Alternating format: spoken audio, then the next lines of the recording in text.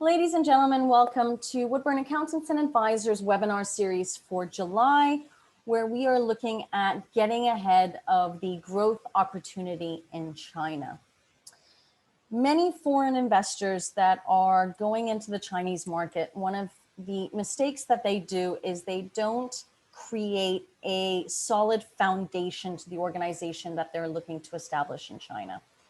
And as a result, more time over the years is spent on going back and fixing things versus focusing on the growth of the company and the direction that the company is heading in China.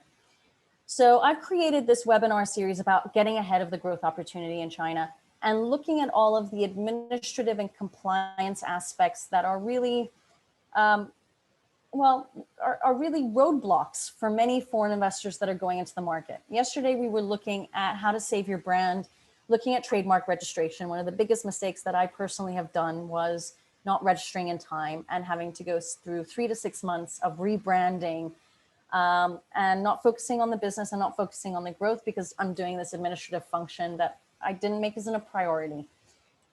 And today we're going to look at the China Incorporation blueprint, which is actually looking at the key decisions that you need to make before you set up your organization. And I will go through the list of the tendencies that I see amongst foreign investors, entrepreneurs, leaders, because they're in a rush. And I get it. We all should have been in China yesterday. We all should have been making money in China yesterday. But we still need to take our time and be patient about growing a solid foundation so that we can truly focus on growth. Don't forget that we also have 3 other webinars in the rest of the week. Tomorrow is looking at how to communicate with your Chinese accountant. Again, a stumbling block for many. We're going to be looking at how to hire your first employees. What are the methods of employment? You don't necessarily need to have an entity to do that. And then on Friday, we're going to be looking at the corporate management, which I'm going to touch on very shortly today. But looking at how to make the decision about appointing people in the corporate management, which again is a huge stumbling block because people are sensitive to being in any form of role when it's related to China, because there's a sense of fear, or maybe not necessarily fear, but trepidation about what might happen in China. So if you're interested to subscribe to those, you can go to our website to do that. But to start off today's session, again, it's just Donna, Lynn, and Gavin today. So you've got my full attention, guys. If you would both be so kind and let me know what stage you're at. Are you a newbie to China, meaning that you found an opportunity and you're here to gain an education on how to move forward with that? Or are you a startup in China, meaning that you've transacted with China for a certain number of years, let's say 1 to 3, 1 to 5, and you have been so focused on the core functions that you haven't thought about the complexities around the administrative side, and now things are starting to maybe get out of control, or you've hit certain trigger points and you're looking to incorporate. And for the experienced China hands, it's those of you that would have actually been in China for 5, 10, 15, 20 years. And you're on here just to learn something new. So if you can go to the chat box, both Donna, Lynn, and Gavin, and let me know what your profile is, that would be fantastic. How the webinar works is I'm here to educate you and teach you. So if you do have any questions at any point in time during the presentation, please put them into the chat box. Note that there is no dumb question when it comes to China. Things are not always obvious. So just ask away, because the most important thing that I want you to get away from this session is clarity and transparency. We will have a Q&A at the end. So the questions that pop up first will be those that get answered first. And remember, this is 90 minutes of your time spent. So use it wisely and ask as many questions as possible. From a tech standpoint, we are using Zoom meetings. So if you run into technical difficulties, just know that you can log off, log back in. Hopefully that will work. And if it doesn't work, we are recording today's session and that'll be up on our YouTube channel by the end of today. All right. If something happens to me from a technical standpoint, it does take about 1 to 2 minutes for me to reboot. So stay on. I will be coming back on to finish today's presentation. If time doesn't permit for you to stay on, then again, just know we're recording, so you can always fast forward and take a look at the recordings later on. your China expert for the week is myself. Unfortunately, I don't have any guest speakers on here today or on here this week. So to give you a bit of a background, my name is Christina Kohler-Colucci. I'm the head of business advisory at Woodburn Accountants and Advisors. I'm a leading expert on inbound investment into China. What does that mean? It means that I have 17 years of experience of only helping foreign investors with their market entry into China. We do all forms of corporate services, from pre-investment advisory to company incorporations, to the outsourcing solutions of accounting, tax and payroll, bank, VAT invoicing, all the way through to financial recruitment projects, to employer of record services, as well as to higher profile services such as non-executive director roles or supervisor roles. One of the beautiful things that I've seen in China over the last 17 years is the fact that where it was chaos when I first arrived in 2003, there are actual system processes that the Chinese government has now implemented, which is why I've developed these methodologies that I'm teaching you on this week. So everything from the China roadmap to saving your brand, to the China Incorporation blueprint, to how to grow your business with your Chinese accountant. There are system processes that you can implement. There are methodologies that you can use to get it right from the beginning. So not to go through what I've gone through personally or what many of my clients went through 17 years ago, where the system was chaos and changes were actually being made daily. We can actually have now a unified system. It's just that decisions have to be made, and they have to be made by you. So we're here today to talk about the China Incorporation Blueprint. But before I do, I just want to highlight a book that I wrote last year during COVID, which is The 9 Superpowers to Succeed in China. And it follows the China roadmap principles of providing you with 9 principles on how to do business in China. It's giving you action plans, tools, tips on what you should be doing from a step-by-step process to build consistency and build momentum in China, so that ultimately the focus that you're placing, once that's done, is on the core functions of the organization, and that you have then the ability to pivot your company and not have to go back and fix things, which again is happening to a lot of companies that were established a long time ago because the foundation just was not there. So if you're interested in the book, it's on all the different Amazon platforms. You can get it in Kindle version and hard copy version, but feel free to get a copy of that. So today, part 2, we're looking at the China Incorporation Blueprint. What are the problems for foreign investors? Well, basically, one, it's an unfamiliar process, the incorporation process, and it's unbelievable. So I think that's the issue, is that people get information from service providers and they're like, there's no way it could take that long. You know, in my home jurisdiction, I can get a company set up overnight. How can it be that it takes 3 months, 4 months, 5 months, 6 months? How can it be that it takes this long to get things set up? So there's this unfamiliarity because it's so different from the home jurisdiction. And obviously people don't understand the timeline. They're confused by the document list and the amount of documents. They're astounded by the amount. They're astounded by having to sign with a specific pen. There's no, and something that I've realized and I fixed myself is that many providers out there don't focus on advising clients on the key considerations that have to be made to set up the company. And this is something that I'm now focusing on, because for me, it is critical that these key decisions are done correctly from the start. Because we don't want to go back, spend money on fixing that. What I don't want is that people have to take funds out of their budgets to fix things. It ruins your budget, and it ruins the financial capabilities of moving forward in China, okay?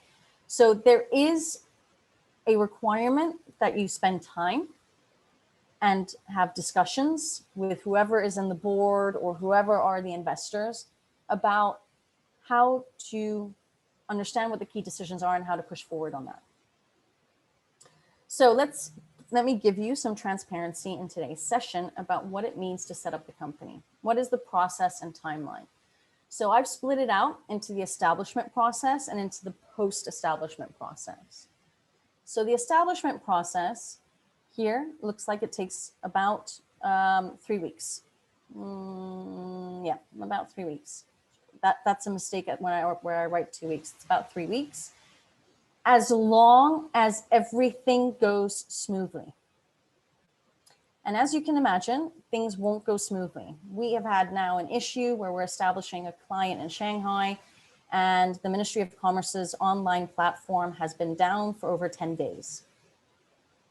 Nobody's fault. The government is trying to fix it, but it just means there's a 2-week delay in this timeline now. But ultimately, what I also want to emphasize with this timeline is that a lot of it is a back and forth discussion between whoever you have appointed to implement your company and yourselves. What that means is that you need to pay attention to the nitty-gritty details so that when we give you information about any updates that have to be made during the application process, you also need to react quickly. If you don't react quickly to us, then there are always going to be delays in the timeline. Okay, so as you can see here, there are 6 steps. It's the drafting of the application documents, which for us is a questionnaire that we ask you to complete. Then we've got the name approval. We have to create several Chinese names to see what's available. We do an online declaration. Once that online declaration is approved, we have to, from that system, print out a series of documents that are generated from the online declaration that then have to be physically signed by the overseas shareholder so that we can then submit in person to obtain the business license, get the company chops, and get the CA application, which is the company UKI,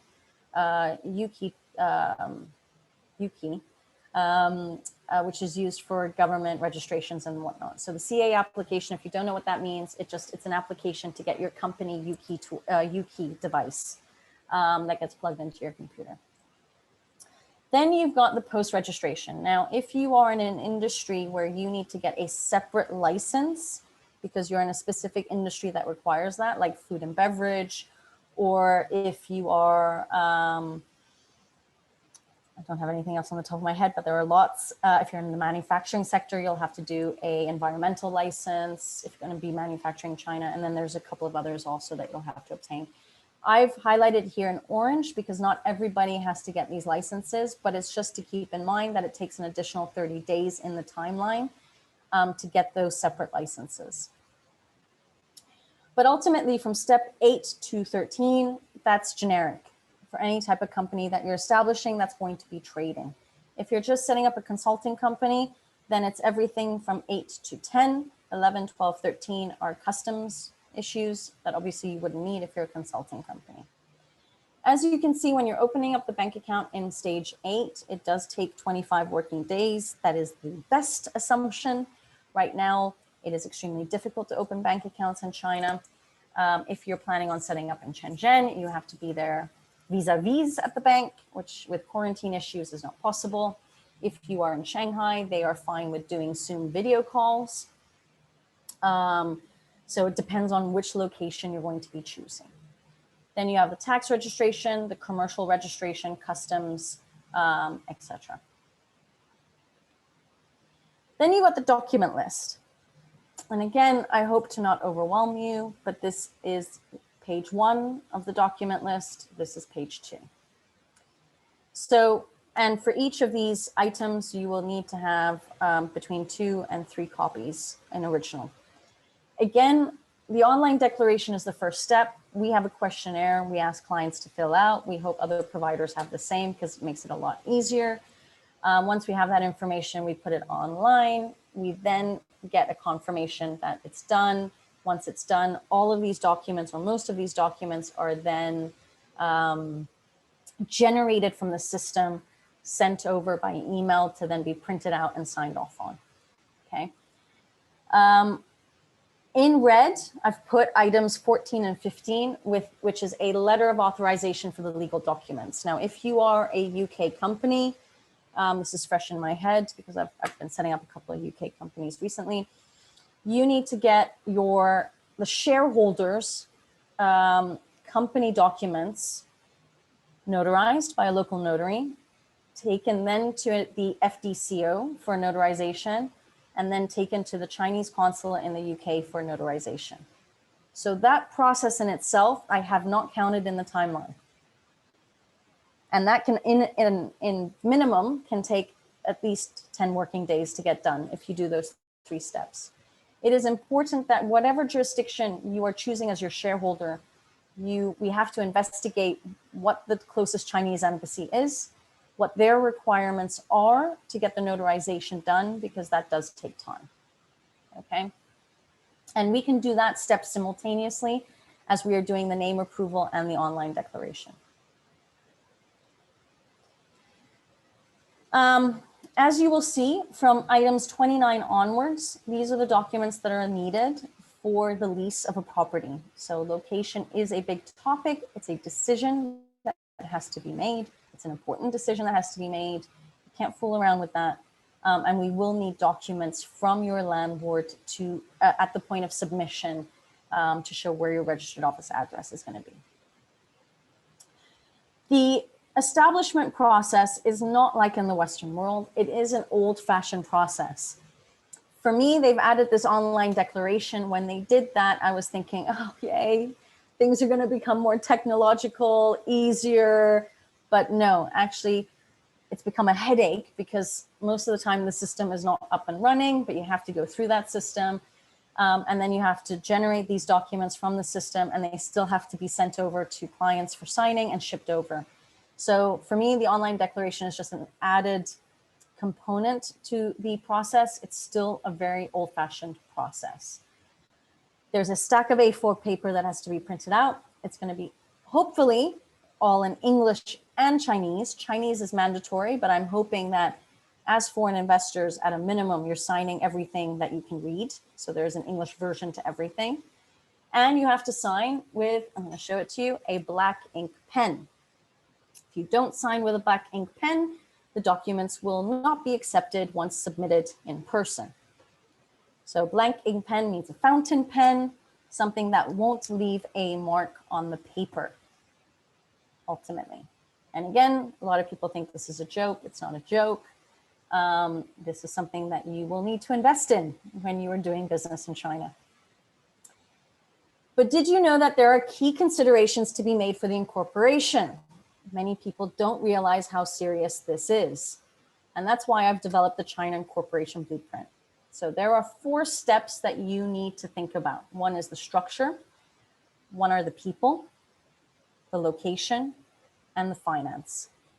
All of these have to be decided upon prior to establishing your company. And again, we've got a questionnaire that enlists all of these types of things, because you have to make those decisions and you have to be clear on those decisions. Not that we're wasting time during the application procedure because you haven't made a decision yet. And then again, we lose time, frustration builds up, and you're not getting anywhere, okay? So let's start with step 1, which is structure. When you're looking at structure, you have to understand what types of entities exist in China and the business scope, okay? So these are all the types of entities that exist. And I'm going to sum that up for you. The representative office is a liaison office. It is not a formal company. It's not a limited liability company. It's just a representative office. It's a liaison office. When you are looking at the WFI, the FICE, the DOE, the joint venture, or the FIP, these are actually limited liability companies. Why are there these terms? There are these terms because they indicate who is the shareholder. It is wholly owned by a foreign investor. It is a foreign invested commercial company. It is a domestically owned company. Joint venture means that you have a Chinese company and a foreign investor. Foreign invested partnerships is more for accounting firms and law firms, where there's a partnership concept, again, with foreign investors. So I hate these terms. I've put it in here because if you've done your research, that's what you'll find. But what I want you all to understand is that besides the representative office, you are establishing a limited liability company. like you would in the UK, like you would in Hong Kong, like you would do in the US. It's a limited liability company, all right?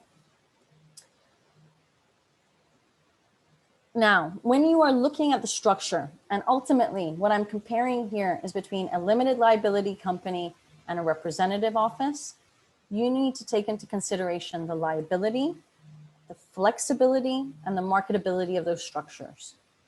By liability, obviously, if you have a representative office that's a liaison office, you have minimal liability going in the market. Flexibility, with a limited liability company, you can do much, much more than you can with a representative office that cannot commercially trade. And then marketability, you are going into a market. If you go in with a representative office, just imagine the type of image you're creating because you're not showing true commitment. You're saying, I'm going to test the waters. I'm going to see how it is, right? Everybody that I have known that has gone in with a representative office has eventually had to go through the painful procedure of getting into a limited liability company, and it is not a simple conversion. Okay, you have to close down the rep office, open up the limited, then there are issues with registered office addresses and all of that. It's a mess. So it's important to decide on the structure that you want from day one. Understand the liability you want to have, how much flexibility do you want to have, and from a marketing standpoint, what type of image are you creating when you're going into the market? In terms of choosing your business activity wisely, you have to know what you're able to do in China and what you can't do. Okay? There are restrictions. There is something which is called the negative list, which has a list of industries and sectors that are either prohibited or restricted. Prohibited means no foreign investor can do it. Restricted means that you can do it with a partner, which means you're obliged to go with a Chinese joint venture partner. The business scope is something where, unlike what I know in Hong Kong, yeah, say, I don't know, import, export, or I don't know, you can make something so vague and you don't even have to do that. Basically, you have a company that can do absolutely anything. In China, that's not the case. When you are setting up your business scope, you are confined by that parameter in terms of what you want to do. If you eventually want to do more, you will have to update your business scope to add those activities within it. And how do you get caught? You get caught by the auditors. You can get caught by employees denouncing you. You can get caught by random inspection investigations done by the Ministry of Commerce. So you can only stay within the parameters of what you have defined within your business scope. Here are a couple of templates that you can start off with. Now, when I'm working with clients right now, we try to create as broad of a business scope as is possible without having to apply for additional licenses until the time when that is specifically needed. So this looks these four different types of business scopes look very small. Actually, your business scope will become very long when you start listing the products and the actual activities.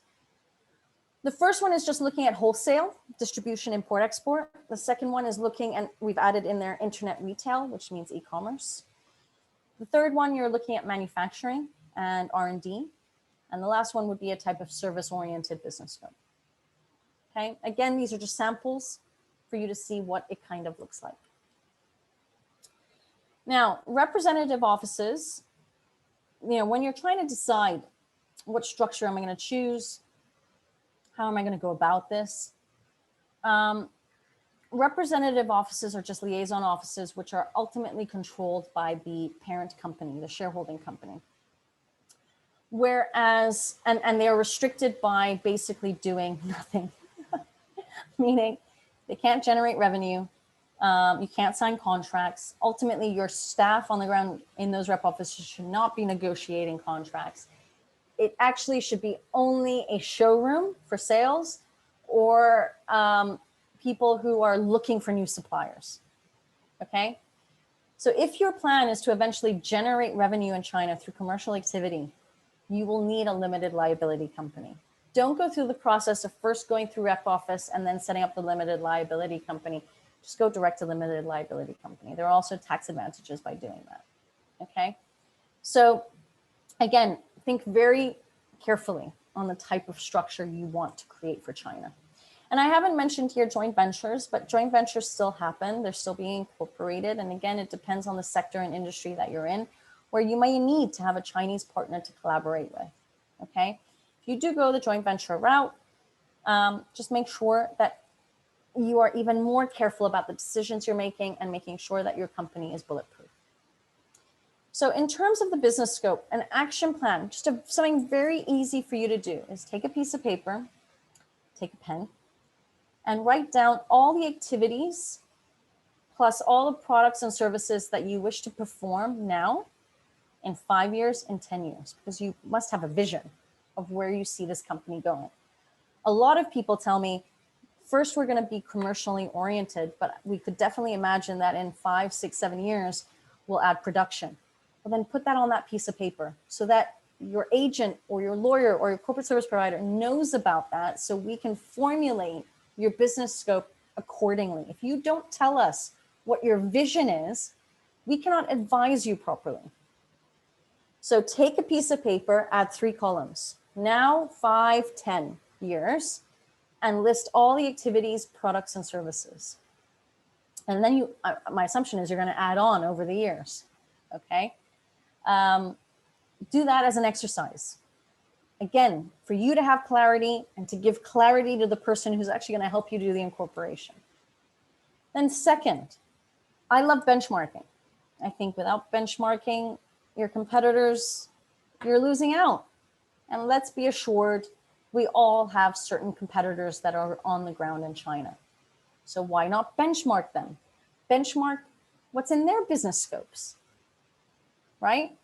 We can go onto the Ministry of Commerce's website, and if the information is listed as public, which most people have their information listed as public, we can obtain the content that is on their business license, meaning we can gain all the content about the business scope, where they're located, investment capital, as well as the corporate management structure.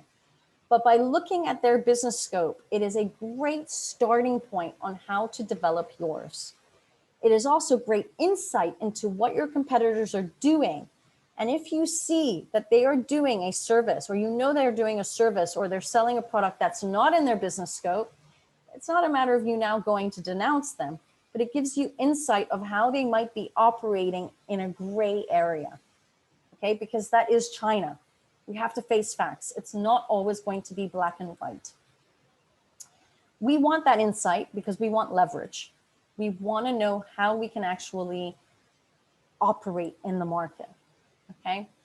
You might also find that the business scopes from your competitors, if they were established more than 4 years ago, 4 years ago, they will have very outdated business scopes compared to what is being created today because of the online declaration format. When you do the online declaration for the company establishment, there's a pull down menu and there's over 1,000 different activities that we choose from. That didn't exist over 4 years ago because there was no online declaration system. Before, we just wrote the business scopes by hand and it wasn't always unified. They're trying to make the activities unified now. That doesn't mean that you're at a disadvantage. It just means it's a different system. So what you might be creating as a business scope will look slightly different from the competitors that were established long before. But this is your action plan for your business scope. Then moving on, we want to make your business scope as broad as possible. And we just want you all to be aware that the Administration of Industry and Commerce will amend, they will adapt, they may even downsize your business scope from what you have included in the online declaration, okay? They also might say that if you choose to go the route of having a very small office, they may say for certain activities, you have to be in a certain office size to be able to perform that. If you're planning on doing retail, you'll have to show a retail lease agreement as part of that application as well. So there are certain intricacies that you have to be aware of with certain activities that you may want to perform, okay? And it's difficult to know exactly what it always is. Will also depend on the district that you're establishing in. We are doing a change of shareholder application for a company that's based in Shanghai and Fengshan district. And they wanted to add tourism into their business scope, but they don't have the right size office space to do that. So we've removed it from the business scope. That was a strategic decision by the management. And we're moving forward with the business scope approval process. So decision 2 is around capital investment and term of validity. What is registered capital? This is a term you're going to hear constantly, okay, in China. There are 2 numbers that you need to provide to the Ministry of Commerce at the point of application, which is part of the online declaration. One is the total investment amount, and one is the registered capital amount. The total investment amount reflects the total money that you want to put into the organization. The registered capital amount is the physical money that is going to be transferred from the shareholder to the entity in China as working capital. There is a share ratio between the 2. So it's not that you can say, well, my total investment is 2 million and I'm only going to put in 10,000 renminbi. It doesn't work like that. You have to follow a share ratio. If you're going to invest a total investment of less than 500,000 USD, there's a 7-to-10 ratio with the registered capital. Okay. So if you are investing 100,000 USD, you're going to put in 100,000 as total investment, 70,000 as registered capital. Okay. There are no minimum capital requirements. Thank goodness, because it forces people to create a budget. And the registered capital, like I said, is your working capital. What does that mean? It means that it's money that is transferred from the shareholder to your Chinese entity, and it is used to pay expenses. So rent, salaries, all of your initial startup costs are going to be covered through this capital. So you can't just invest 1 renminbi. That means you're going to transfer 1 renminbi from the shareholder and use that for what? Right? It has to make sense, which is why we ask people to create a budget. How much money do you actually need before you become positive, before you have a positive cash flow status? Okay. Again, important to calculate a budget so you know how much you need.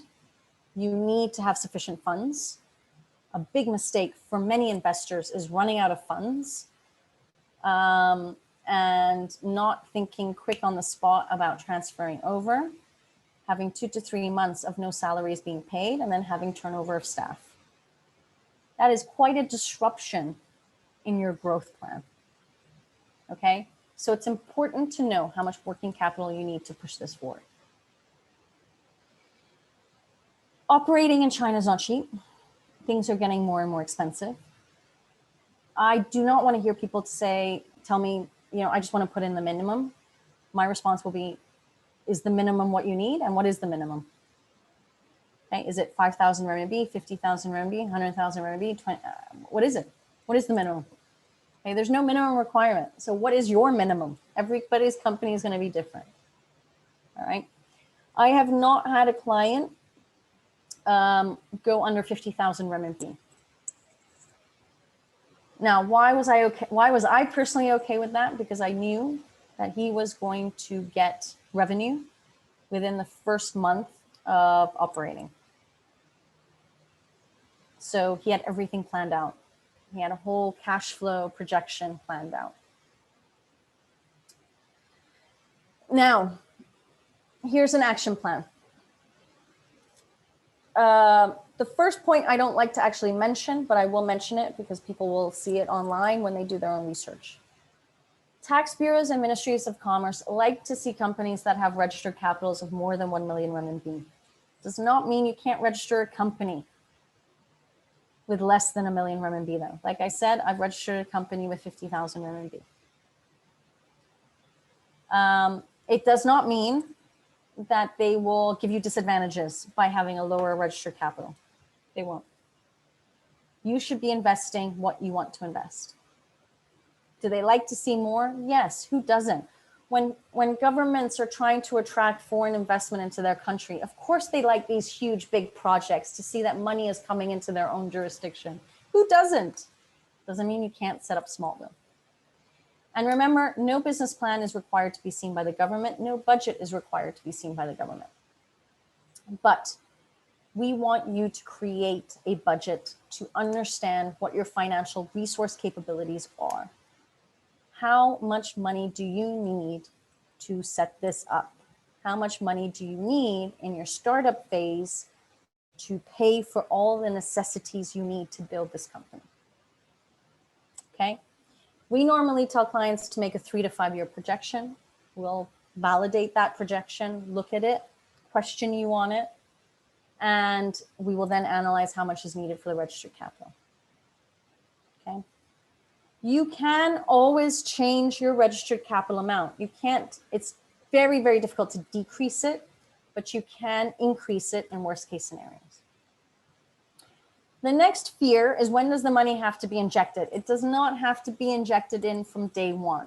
It has to be injected in for the term of your validity. So when you set up your company, you need to choose your term of validity. The minimum is 10 years. The maximum is 50 years. Terms of validity is, i.e., the term that you want this company to operate in China. So minimum is 10, maximum is 50. 6 months prior to the termination date, you do a renewal process. There's no right or wrong with this question, with what number you choose. Just know the registered capital has to be injected within that term of validity. So at a minimum, you have 10 years to put that in. You have a maximum of 50 years as well. Okay, so if you choose to have a registered capital of 50,000 RMB, you've got, and you choose 10 years as your term of validity, you have 10 years to put in that 50,000 RMB. Okay. Step 2 is looking at people. So decision 3 is about the shareholder. Who's the shareholder going to be? Is it going to be an individual or is it going to be a company? Again, there's no right or wrong here. From a tax perspective, I would recommend a company over an individual. And again, we can assist with doing a tax simulation, so you can take a look at that. But we would recommend the company over the individual. Many companies ask the question still today, do I need an offshore holding company? Now, this was very common historically. When I arrived in 2003, almost 95% of my clients established holding companies, whether it was in Hong Kong or BVI or Seychelles, to then set up their China structures. I see this as really becoming obsolete. Now, I would say almost 90% of my clients set up direct in China from their home jurisdiction. But of course, this is something that you have to investigate, because we want to create a tax optimized structure. So we got to look at the double taxation agreements. We got to look at whether you're planning on transferring any assets eventually. And we have to look at where the management is effectively sitting for that Chinese company. Okay. To understand the whole tax optimization, you don't just talk to a Chinese tax advisor. You also have to talk to your tax advisor in your home jurisdiction regarding this. Okay. And the two have to come together to create a solution for you. What about the gateway to China? So again, historically, Hong Kong was used as the gateway to China. Here's my issue with holding companies, is that if you want to eventually develop repatriation strategies to get money out of China, if you want to withdraw dividends and send them over to the shareholder, holding companies don't make sense if they are pure holding companies, i.e. they have no commercial or economic substance, meaning they have no oomph in them. They're just literally entities that are just sitting there doing absolutely nothing. Why? Because the Chinese tax authorities, when you are doing repatriation strategies, will look at the structure of that holding company. And if they feel there's no commercial economic substance, you will not benefit from the double taxation agreements, which means that your tax rates will go up, and then there's no point to transfer the money out. So unless these holding structures have commercial and economic substance, then I would not take the route of setting up a holding company.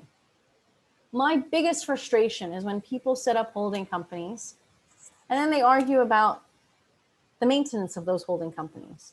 Not just with me, but it's generic in the corporate service world, okay? Somebody has to administer and manage these companies, even if they don't do anything. Why do you want to incur that in your budget when actually profitability may only begin, I don't know, after 3, 4, 5 years in China? We have to think strategically, guys, about this structure. When are you going to start making profit in China? And does it make sense to have that holding company now or today to then repatriate in 5, 6, 7, 8 years? If even, right? Profitability does not happen overnight in China. So we have to strategically think whether a holding company makes sense or not. If you have a group holding company, by all means use that. That means you're a larger size company. If you're smaller, you do have to think strategically. Because what I don't want is to hear complaints from clients saying, I've got this holding company, it does 0, but Christina, you keep sending me invoices. Why? Well, because you got to maintain it.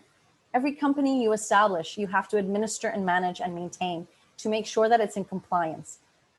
Otherwise, it will get on a negative list or it'll be black zoned or whatever. It has to remain in good standing. So it has to be managed and administered. And do you want to incur those fees until you're profitable in China? That's the question you have to answer. Decision 4 is around the corporate management in China. So when you're setting up a company in China, there are 2 types of corporate management structures you can create, the left and the right. The difference between the 2, you will see, is at the board of directors level. So you all have the shareholder. The next level is that on the left, you've got the board of directors. On the right, you've got an executive director, and all the other roles remain the same. Board of directors in China has to be a minimum of 3 people. Generally, the chairman of the board will be the legal rep. On the right side, you've got the executive director, which is 1 person. The executive director can be the legal rep, can also be the GM. If you do not have so many people in your management structure, you will want to go with the right-hand side where you have the executive director solution, and it's a lean structure. If you're a large organization, you will go with the board of directors. You'll go through the board of directors route. On the left, you will need a minimum of 4 people in the corporate management because you'll need 3 people in the board of directors and then somebody else as a supervisor. Cannot be the same people. On the right, you need a minimum of 2 people because you need an executive director who's also the legal rep, who's also the GM, and then the supervisor. Okay, that's the corporate management. And the biggest fear that a lot of foreign individuals have is holding those roles. Those roles are vital to the business. These people are making the decisions for the China company. You don't just choose somebody off the street to hold those roles. Okay? And people do have a sense of fear around that. Now, when you are setting up the corporate management structure, again, I get asked questions about power of attorney, power of authority, and mitigating risk. Delegating power always requires a certain degree of trust. We all know that. But in China, we have created certain tools and tips to mitigate that risk and mitigate the exposure that the Chinese subsidiary will have and to mitigate the risk of the shareholder in case people in the corporate management do something wrong, okay? Whether that's putting in additional clauses into the articles of association of the company, whether it's the corporate management individuals signing off on documents prior to being appointed, whatever it might be, okay? It would also be very important to get a director's professional indemnity insurance to make sure, again, that you are protected in China. But ultimately, you also have to realize that there are other ways that you have, there are other things you have to do to mitigate the risks. One of them is related to company chops, for example. So company chops are more valuable than signatures in China.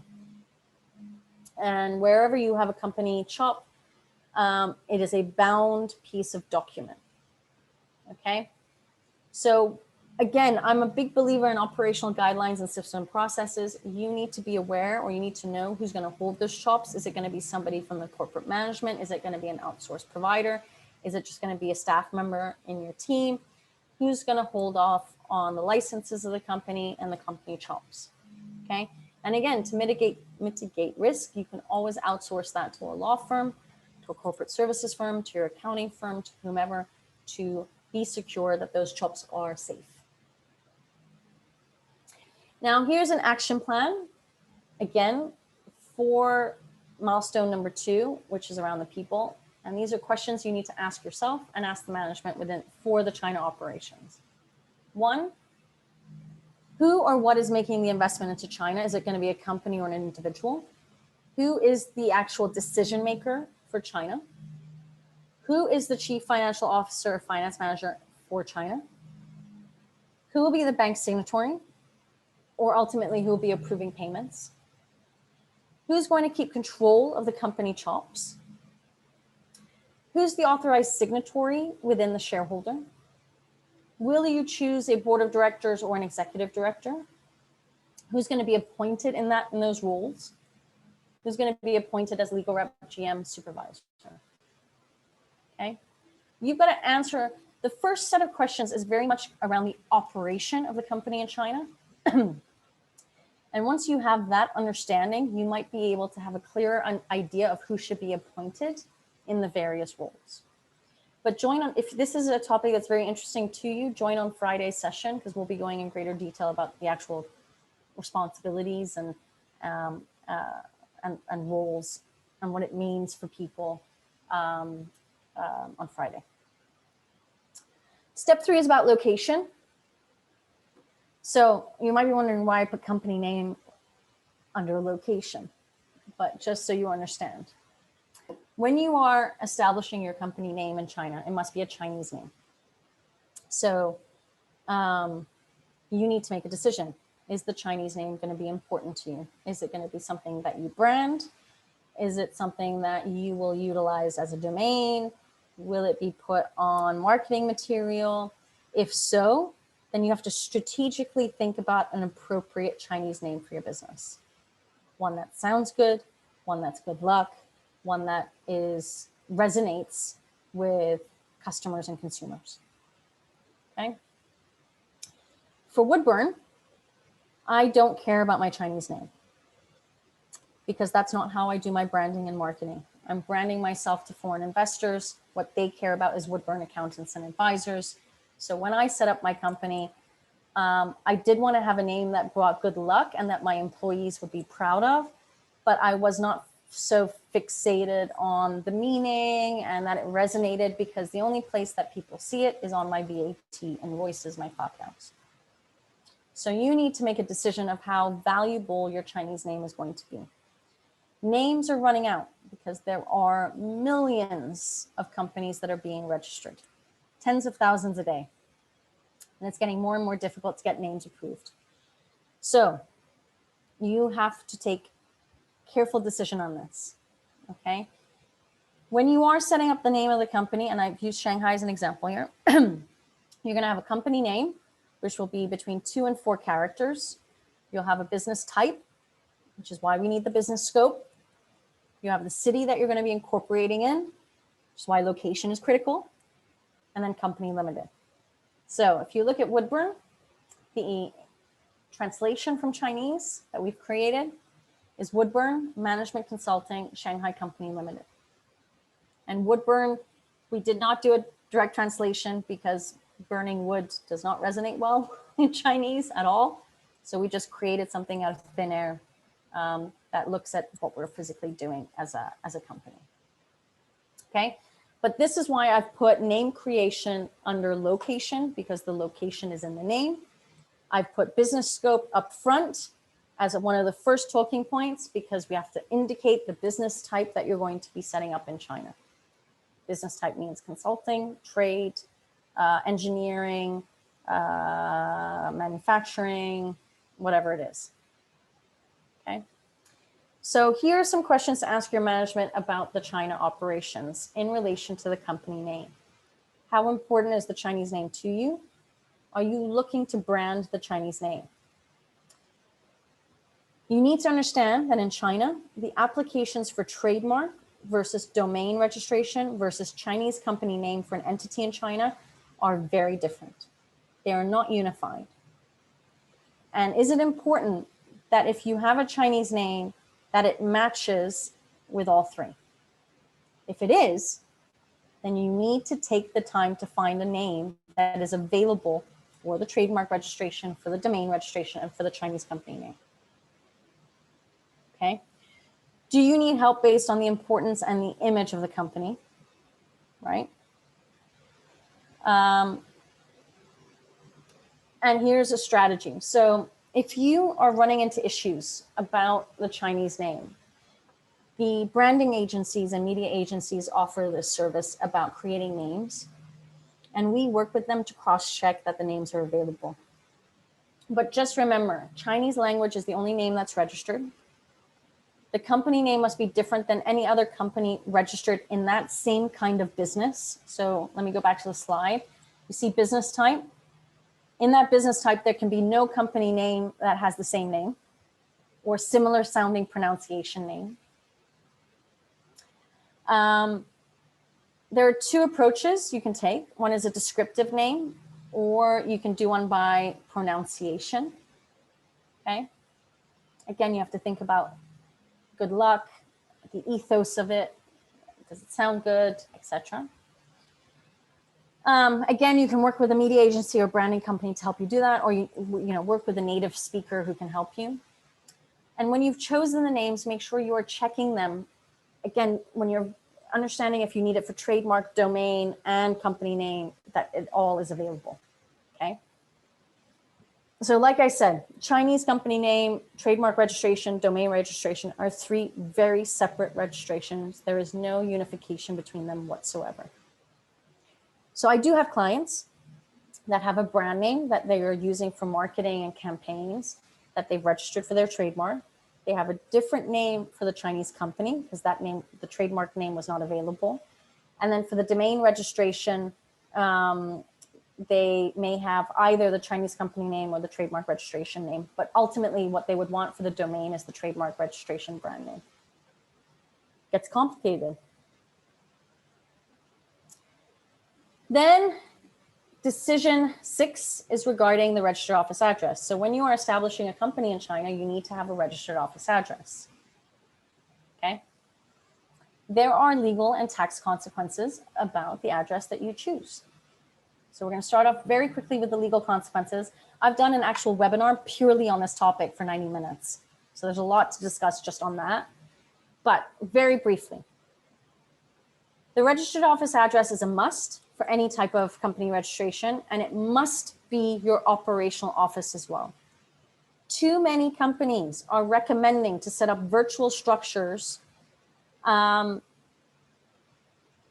a lot of lawyers, Chinese lawyers, that do that. Virtual structures with zero rent, and then forget to do lease agreement renewals, which has ultimately then led to frozen bank accounts. So if there's any recommendation I can make, don't skim out on this topic, please, because it is the one that people rush, and it drives me insane. You will spend so much money on fixing this, more than any other decision you're making, if you don't get it right from the beginning. I can't emphasize that more. Okay? So you got to make sure that the operational office, i.e. where are you going to have your staff based, is going to be your registered office address. Virtual office addresses are illegal in China. Yes, there are a lot of loopholes. A lot. But if you're going to choose a loophole, go through a solid loophole, not something that is flaky. There are lawyers out there that are offering this where they don't think about the consequences of what it means from an accounting and tax perspective. I have had a client whose bank account, who didn't take my suggestion to change the registered office address from the lawyer, said, oh, well, we haven't been caught yet. Then they were caught because their bank saw that they didn't have a current lease agreement and they froze the accounts for 3 months. They could receive payments. They could not use the money to pay for any expenses. Salaries were not paid for 3 months. This is not even in the pandemic, guys. This is just because an administrative function was not done properly. Because we want to take the easy way out. Well, it's not easy when this pops up. You also don't want random government inspections, which does happen. Where do you think the government inspectors are going to go? They're going to go to the address that is listed as your registered office address. Well, if it's a virtual office and nobody's sitting there, what do you think is going to happen? Penalties. You really want to pay penalties out of your budget? If you want to risk that, by all means do it. But honestly, why take the risk? You do need to sign a 1-year lease agreement, which means that when you are incorporating your company, don't sign a lease and be like, oh, wait, we still have to make decisions. And then you wait 6 months. You're gonna have to sign a new lease agreement in 6 months at the point of when you're establishing the entity. Okay, the government wants to see a 1-year lease agreement that is fresh. You gotta look at the type of property. So nobody can set up a company in a residential complex. Doesn't work in China. One of the documents you have to submit is the real estate certificate, which shows who's the owner, but also shows the type of property that you are establishing in, and it has to match your business scope. So if your business scope says you're producing, you gotta be in a factory or warehouse space. You can't be in a commercial building, guys. It has to all make sense. If you're doing retail, you have to show a retail lease agreement where the property certificate, real estate certificate says that the property is for retail, okay? The one thing you need to remember is that unlike in Hong Kong, where we have, for example, over 600 companies listed at our office address, in China, one company can be registered in one registered office space. Okay? Very important. Because it's also important that when you sign that lease agreement, that nobody has been registered in that space, or that the landlord has at least removed the previous tenant. Because that can also take time to get removed out of. And it all affects the timeline. All of these decisions, if they're not done properly, will affect the timeline of the incorporation of your company. Okay? Now, what happens if you're suddenly realizing that the location you chose is not a success for your business and you want to change cities? So let's say you set up in Beijing and you realize, oh, I should have been in Nanjing. Well, you've set up in a different municipal community. So you have to liquidate your company in Beijing and set up a new company fresh in Nanjing. You cannot move your companies from one city to another. You can set up a branch office, but you cannot relocate your company. Okay, so it's choosing your location is so critical. All right, tax consequences, and we're not finished yet. Tax consequences. When you are choosing a city and you're choosing an office address in that city, you're choosing the district. Okay, every city has districts. Shanghai is made up of 12 districts, I want to say, maybe 13. You're choosing a district. Okay, you are registering your company in Shanghai. You're registering your tax status in the district. Why is this important? I'll go on to the next slide. It's important because if you want to move districts, you love Shanghai, but you need to grow and you need to get a bigger office, and you say, okay, I'm going to move from Jing'an district to Huangpu district. You have to do a tax closure audit with the Jing'an Tax Bureau to reopen with the Huangpu Tax Bureau. That means 3 months of potentially no invoicing. So you have to purchase your invoices at the tax bureau. So when you're choosing your city, choose your district wisely. You need to know that there is room for growth and that you can relocate within the district so that you're maintaining the relationship with the tax bureau and your tax officer. That you don't have to go through this 3 months of disruption. And to go back, yes, there are tax incentives that are offered by state, local, and district governments. If you see any of those, be wary about them. Ask any form of expert about them to verify them. Because what you don't want to do is get promised certain tax incentives, which, by the way, you might not even utilize because it takes 5 years to get profitable. So you don't even know if those tax incentives will last the 5 years, okay? But even if you do hit profitability, are they valid? Were they even true? There's a lot of planning and vision you have to think about. I hate it when people choose districts because the profits tax is at 15%. But actually, they have zero intention of becoming profitable in China. If your intention is not to be profitable, you just want a cost center, why do you need a tax incentive, right? We've got to be strategic. And the issue is that people are rushing with their establishments and they're not taking these things into considerations. And I'm telling you, you will spend more money than the incorporation fee, much more, almost triple, to fix things than if you do it right from the beginning. Now, action plan. If I were you starting up in China, I would really consider the difference between using a business center versus using an operational office where you have to pay for decoration, installation, and all of that. Growth can happen quickly in China. You have to be prepared for that. I would not pay these upfront costs to create an operational office yet until I know the size I'm going to be. I would go with a business center. And since the pandemic, remote working has become something of a habit, where I've even downsized my office because we're on rotation now with our team, with some people working from home and some from the office, or some people working on site at clients. So I've been saving money in terms of my rent. So think strategically about what you want to create in China. Step 4 is on finance, okay? So far we've looked at structure. Oops, I've forgotten even the blueprint. We've looked at structure, we've looked at people, and we've looked at location. Now we're looking at finance. 3 decisions you have to make, again, before incorporating.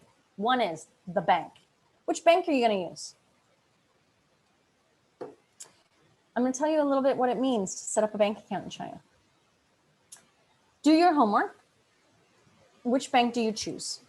I do have recommendations. I'm careful about what I say on a video that's going to go up on YouTube. But I do have certain recommendations. What I would recommend anybody to do is reach out to 2 or 3 different banks and understand what that first phone call means. If you do get a call, you should ask for the document list, understand the intensity that it's required to set up an account. And then your agent, your incorporation agent, lawyer, whoever you're using, once the bank business license is issued, they will inform the bank that it's done because your decision has to be made prior. They will inform the bank, send all the originals there. Under COVID-19, most banks in most cities are okay with doing Zoom conference calls with the legal representative who is basically holding up the passport and reading a dialogue that they have to read in front of the camera. In Shenzhen, however, the banks are required only to do face-to-face meetings. Shenzhen is the only place I know so far because I've got a couple of clients wanting to set up there. I can imagine that there are other cities. I just don't have that experience firsthand. But Shenzhen does require to meet people face-to-face, which is why nobody is setting up in Shenzhen at the moment because nobody's willing to go through the quarantine procedures to get into China. And since August 2020, so about a year ago now, the bank is also required by the People's Bank of China to visit your registered office address to check and prove that you are not in a virtual office location, which is why I'm telling you virtual offices are also illegal. Okay? They will take photos of your office. The whole bank account opening process can take between 25 to 30 working days. For the full capital account where your register goes in and your renminbi basic account, which is your daily transactional account, is opened. Then you need to open your online banking operation, which is separate from the account opening procedure. And that takes an additional 10 working days. So you're looking already at 35 working days to be operational online. Okay, then the capital is remitted from the shareholder. And the pain point is that once the capital is remitted, it stays in the capital account initially. And you need to show proof of your expenses to be able to release the funds and make direct payments for rent, salaries, suppliers, whatever it might be that you have to pay. This goes on for about 3 to 4 months until the bank feels secure that your expenses are normal and are recurring. They will then allow you to transfer the capital from the capital account to the renminbi basic account that you can then do online payments directly to your payables. Please remember with the bank, the account opening process should not determine how you choose your banking partner. This is a full partnership, okay? Because this relationship hopefully will last for the full validity of your organization in China. What I don't want is people to get upset with their banks, which again, I've had firsthand experience with. I don't want people to have to go through the process of getting an email, notifying them that the bank is no longer interested in the client, and they have 30 days to change banking partners. This happens more frequently than you know with certain banks. So be careful who you are banking with, because what you want is to have no roller coaster ride with your bank. Okay. Decision 8 is about value-added tax status. And again, just to note, we can do tax simulations to figure out what is the right status for you to have based on the activities that you want to perform now and in the future. So VAT is value-added tax. It's a sales tax. In China, when you establish your company, you are automatically a small-scale taxpayer. To get upgraded to become a general VAT taxpayer, you have to go through a 2-day application procedure. General VAT taxpayer means that you can reclaim or offset the VAT on purchases, sales of goods, and modern services. If you are a small-scale taxpayer, it means that you cannot offset the VAT from purchases. Okay. You need to make a decision of what status is going to be beneficial to you. You can always go from being a small scale to a general VAT. The application process takes about 2 working days. You cannot go from a general VAT back down to a small scale. Once you are general VAT, you are general VAT for life. What we want to develop again is a tax optimized structure, which is decided upon prior to the incorporation, so that, again, we have a smooth incorporation, that we know exactly what you're planning on doing, and we know what status to apply for when it's needed to be applied for, so that as soon as the company is set up, you can be operational. Decision 9 is also the appointment of the finance manager. So under corporate management, you have to appoint board of directors or exec director, legal rep, GM, supervisor. I did not put finance manager under the corporate management because that's not how it's listed in the government system. But you do need to appoint your finance manager and your tax agent, who are usually the same people. They do need to have a certain level of qualification. So what you also need to decide on is that when you are establishing your business, are you going to hire somebody in-house straight away, or are you going to outsource? Because you got to have that person who's going to give their Chinese ID card for that registration. Okay. So, the question that you have to decide and has to be decided upon is, do we outsource initially for 6 months, 1 year, 5 years, or will we develop an in-house finance team from the beginning and then have somebody on staff who does that? You will need that person to be on staff prior to the actual incorporation being completed, which again, you'll find tricks with that as well in terms of how to employ that person. But, what are the pros and cons of outsourcing or keeping things in-house, right? One is the cost, right? You've got to compare salaries of finance people against the service fees of accounting firms. You've got to look at talent. You are going to pay for talent, i.e. somebody who's got experience having worked in a foreign invested company, somebody who's got experience with VAT issues, export issues, import issues, whatever it might be. Normally, accounting firms have that talent already on staff, and they've developed that talent over the years. Okay, so it's readily available. Recruitment is always something that is a headache. Do you want to go through that recruitment process, or especially initially in the startup, or do you, again, want to just go with an outsourced provider that has the talent readily available? Where do you want to place focus? Because as I will mention tomorrow, and I'll be highlighting all of this tomorrow as well, is that when you are establishing your business, I don't know about you. For me, I want to have security knowing that, again, my foundation is going to be solid and strong. My fear of hiring somebody, and this is for any role, whether it's finance, sales, or whoever, is I will probably have a certain fear of delegating work to them. Because it's China, I might have a fear like, are they telling me the truth? You will need to have more supervision over this person. So your focus will probably be more on HR functions initially, if you do have an in-house team, than if you just outsource. Specialization, I don't know what industries and sectors you're planning on going into in China, but you might need somebody who's specialized in your specific industry and sector, and that might not be so easy to find.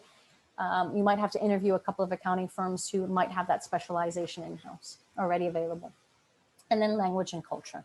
So language and culture is probably the biggest issue I'm going to be talking about in tomorrow's session. How to communicate with your accountant. So first of all, don't hire an accountant who's not fluent in English. And again, you will pay for somebody who is fluent in English. Okay, salaries will be higher.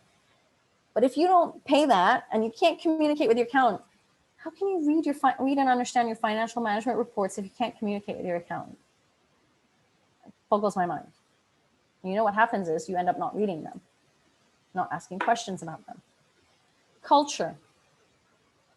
I mean, in general, Chinese accountants are reactive people. They're not the most proactive of individuals. They're also not the most sociable of people. Let's face it, accountants aren't, okay?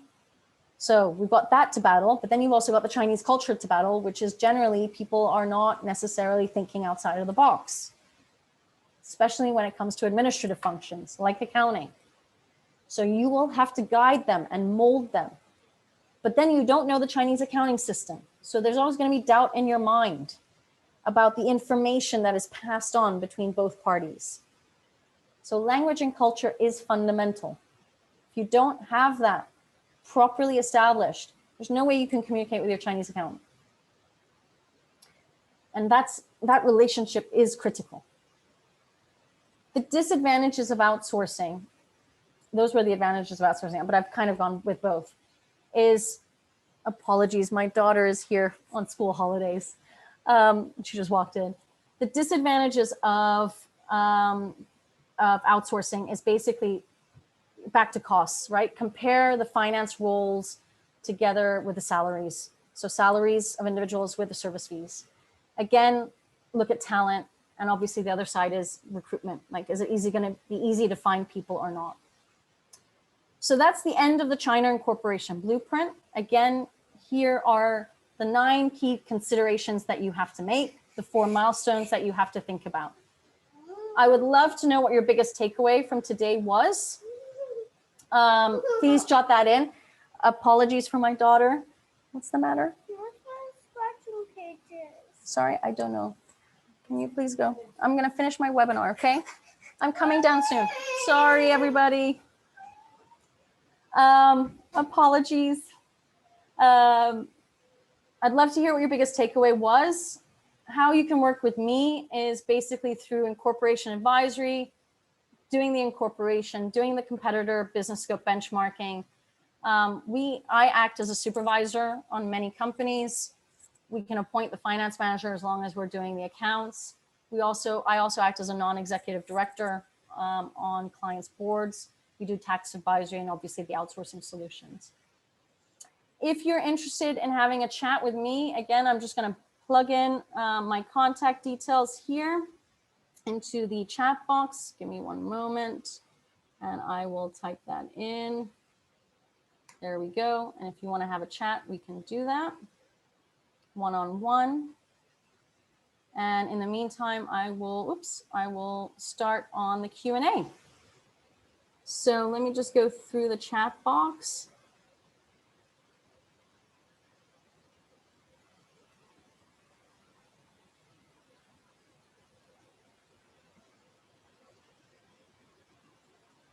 There's no questions that have popped in. If you do have any questions regarding the topic, I'll hang around for a couple of moments. Let me know.